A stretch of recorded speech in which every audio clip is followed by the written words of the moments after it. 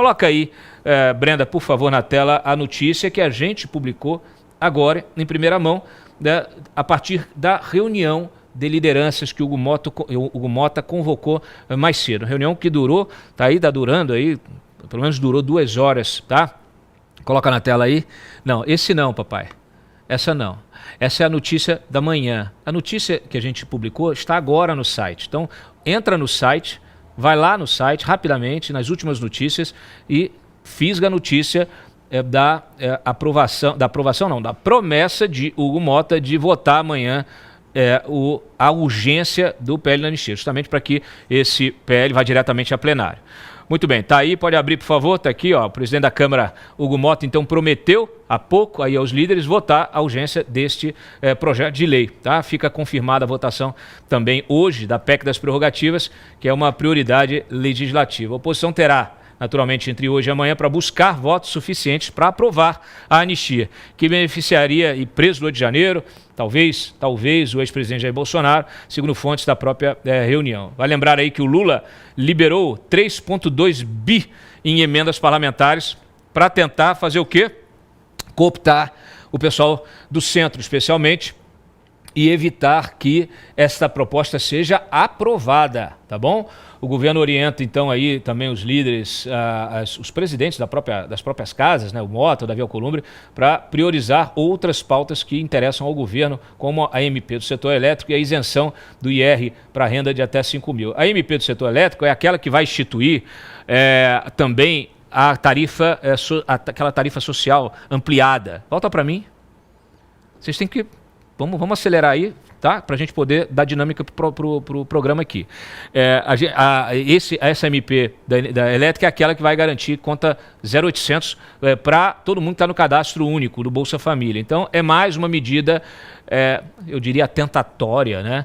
Porque alguém está bancando essa conta. E quem está bancando essa conta é quem paga o imposto, não quem não paga, né? Então, em vez de eles trabalharem na matriz energética para reduzir o preço para todo mundo, não, vamos fazer o quê? Vamos deixar cada vez um lado pagando mais, enquanto o outro lado não paga nada e a gente coopta esse outro lado. Se a gente compra mesmo, compra consciências, compra votos, arromba orçamento, não tem problema não. A gente, se precisar, a gente coloca mais impostos. Esse é o raciocínio, essa é a política econômica do atual governo, que só enxerga uma coisa: reeleição em 2026. Então, esse é o cenário. Qual é a dificuldade? E aí eu vou já provocar aqui a querida Júlia Lucy, que também está sempre ligada no que acontece no Congresso. Me espanta essa aprovação hoje da urgência, Júlia. Por quê? Porque ontem à noite o Lula chamou o Hugo Mota no Palácio do Planalto. Não estava na agenda a conversa, a reunião. Saiu de lá, o que a gente ouviu? Bom, que o Lula quer esse drive das propostas que tem interesse, né? E ficou a dúvida sobre a questão da anistia, né? A gente publicamente tem visto Gleisi, lideranças do governo dizendo assim, que não pode ter anistia, que não pode ter anistia. Ao mesmo tempo, na sexta-feira, o Lula liberou 3,2 bi em emendas parlamentares, que a gente sabe é para comprar apoio, para comprar o quê? Voto dentro do Congresso, dentro da Câmara dos Deputados. Então, eu estou achando que estão armando uma arapuca para a oposição. A oposição quer anistia, Hugo Mota conta os votos, e o governo hoje já está contando o voto, fala assim, a gente tem voto para derrubar, pode convocar. Aliás, aprova a urgência para a gente encerrar essa fatura rapidinho. Eu acho que essa é uma possibilidade bastante real, Cláudio, se for o projeto da anistia ampla e restrita. Então, mantém-se o presidente Bolsonaro dentro do projeto, pauta-se o projeto dentro do regime de urgência. O que é o regime de urgência, gente? É quando o projeto de lei ele não passa anteriormente pelas comissões. Existe essa possibilidade regimental de você encaminhar um projeto diretamente para o plenário. Você ganha tempo, porque, afinal de contas, você não tem as discussões nas comissões. Mas, minha opinião, se o projeto contemplar o presidente Bolsonaro, a chance de acontecer o que o Cláudio falou é enorme. Então, conta-se os votos ali, ou não tem os votos necessários na Câmara e já reprova ali na Câmara mesmo, ou aprova esse projeto na Câmara, porque as lideranças afirmam que há votos necessários, encaminha para o Senado e derruba no Senado. É uma possibilidade. Agora, o que também pode acontecer, Cláudio, a gente não sabe qual é o texto do projeto de anistia que vai ser pautado nesse regime de urgência. Nós temos informações que revelam que Lula, assim como a equipe de governo dele, a própria Glaze, podem aceitar uma anistia light. O que é a anistia light? A anistia sem o presidente Bolsonaro. Porque assim, eles destravam a pauta do Congresso, tem vários projetos, próprio MP, que precisa ser votado nessa semana, senão vai caducar. O que, na minha opinião, era isso que a oposição deveria fazer. Eu acho que a oposição não deveria dar a vitória da energia elétrica gratuita para o governo, de jeito nenhum. Se eu estivesse na oposição, trabalharia para não deixar pautar essa MP. Mas, se o Hugo Mota colaborar, eu tendo a acreditar que o que vai ser pautado é da anistia light. Aí passa na Câmara, passa no Senado e é sancionado pelo presidente Lula, e o Lula vai ainda aparecer como bonzinho da história. Sem dúvida. Ari, você que é um homem que quando olha a política está olhando sempre a economia por trás, a gente vê nessas medidas todas também um risco fiscal enorme, né, avassalador, e quando a oposição muitas vezes fica travando só uma pauta, né, fica ali preocupada com apenas uma pauta, a boiada acaba passando. E é esse alerta que a Júlia está fazendo aqui, quer dizer, essa MP, quer dizer, se a oposição tem votos para anistia, será que ela tem votos para impedir mais uma medida dessa eleitoreira, populista e irresponsável do ponto de vista fiscal? Porque se for assim, gente, não adianta nada.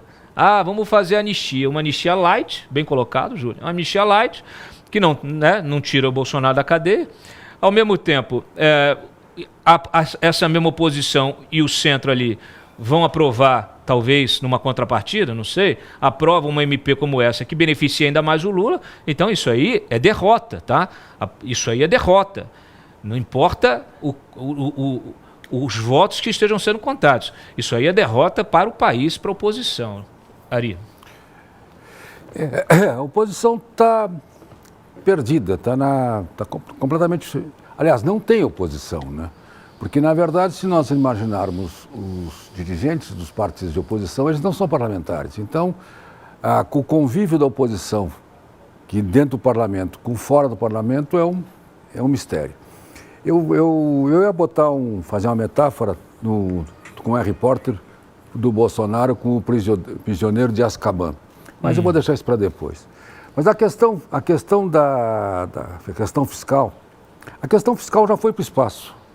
Ou seja, não tem mais como salvar. Nós estamos com déficits gêmeos, ou seja, déficit fiscal e déficit cambial também, que é uma situação que só teve isso no governo Dilma, na pior situação do governo Dilma.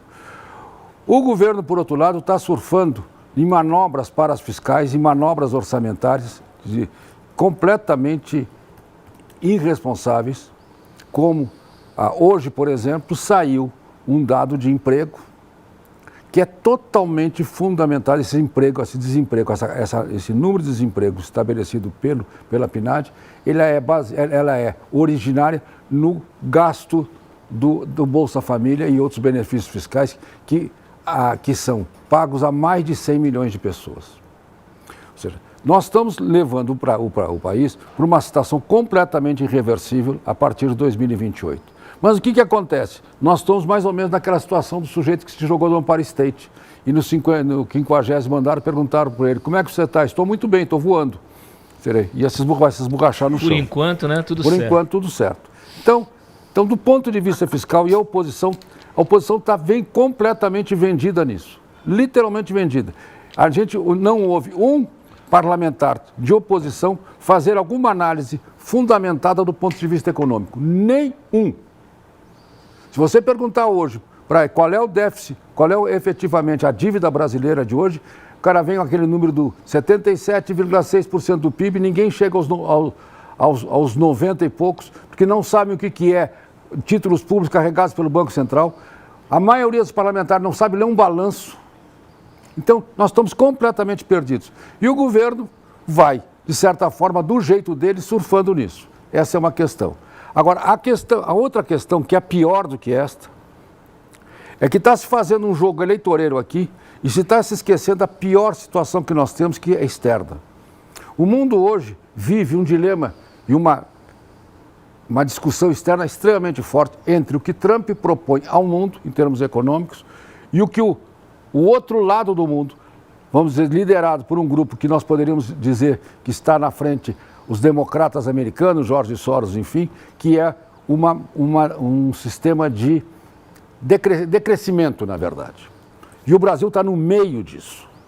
No meio disso. E ninguém está falando nada. O presidente da República, todos os dias, agride e ofende o presidente americano. Nós, todos os dias, entramos em confronto com a economia americana direto. Provocamos ela ao máximo. Inclusive, eu acredito que essa questão do Bolsonaro não é nada mais, nada menos que uma provocação, além da questão eleitoral interna. Então, estão querendo levar a provocação, querem criar um impasse efetivo do Brasil com os Estados Unidos. Esta é a realidade.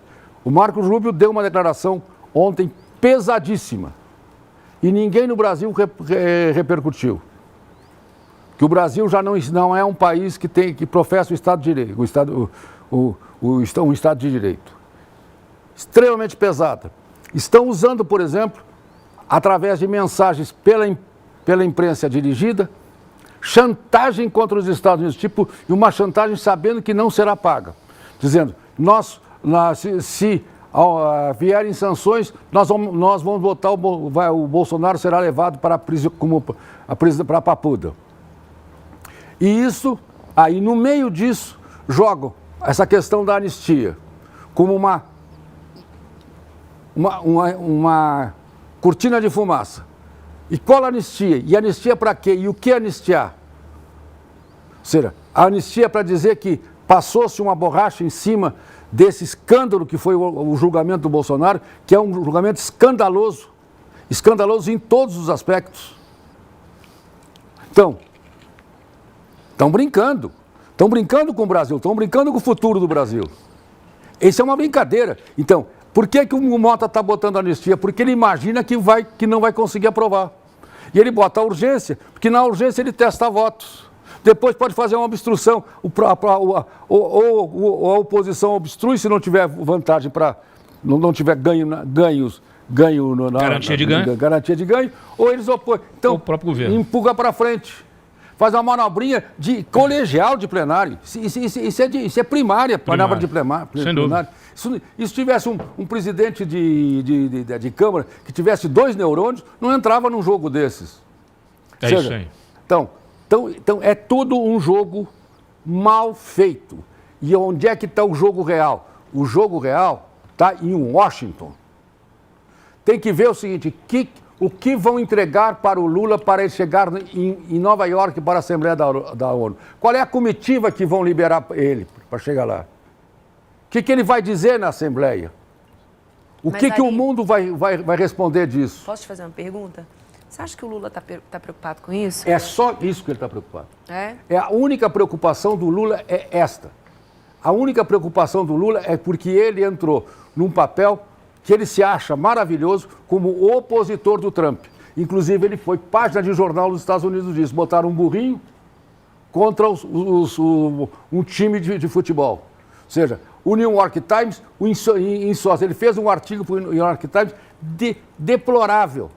Mas é o New York Times, que é o panfleto dos democratas, está apoiando o Lula. Então, como o resto do mundo não tem coragem de enfrentar a política do Trump, o Lula está fazendo esse papel. E ele está se achando magnífico nisso. E o Brasil, que se dane.